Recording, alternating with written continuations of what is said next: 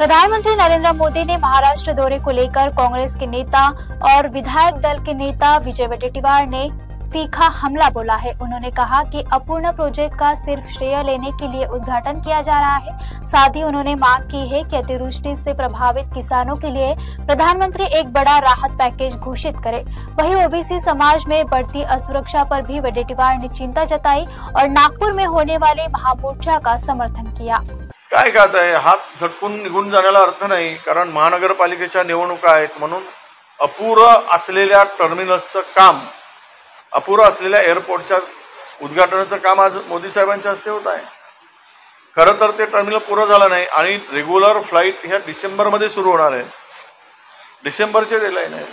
मग आतापासून अट्टास का की एवढं उद्घाटन केलं पाहिजे, तर त्यामध्ये महानगरपालिकेच्या निवडणुका आहेत, त्याचा फायदा घेण्यासाठी या उद्घाटनाचं आयोजन केलेलं आहे आणि त्या इव्हेंटमधून मतं घेण्यासाठी केलेली युक्ती आहे असं त्याचा अर्थ होतो।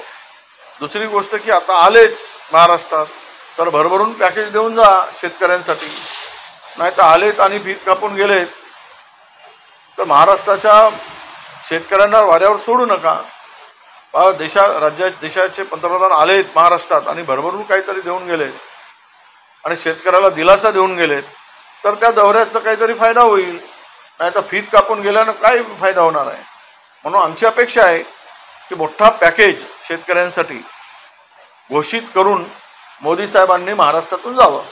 नाही, मिळवलंच पाहिजे ना, प्रत्येक समाजाचा तो अधिकार आहे, तो मिळवलंच पाहिजे। जरांगे म्हणतायत ते बरोबर बोलतायत, पण ते यातूनच पाहिजे त्यातूनच पाहिजे नाही, तर तुम्ही स्वतःच्या वेगळं स्टेप घ्या, मागा आरक्षण सरकारला आणि त्यातून घ्या ना, सगळं घ्या, पण यातून घ्या त्यातून घ्या, दुसऱ्याच्या ताटातलं ओढून घ्या ही भूमिका नको।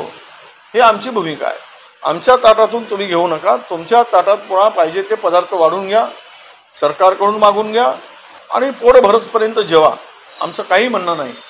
पण आमच्या गरीब समाजाच्या ताटातलं काढून त्यांना कुपोषित करू नका, त्यांना मारून टाकू नका, अशी आमची भूमिका।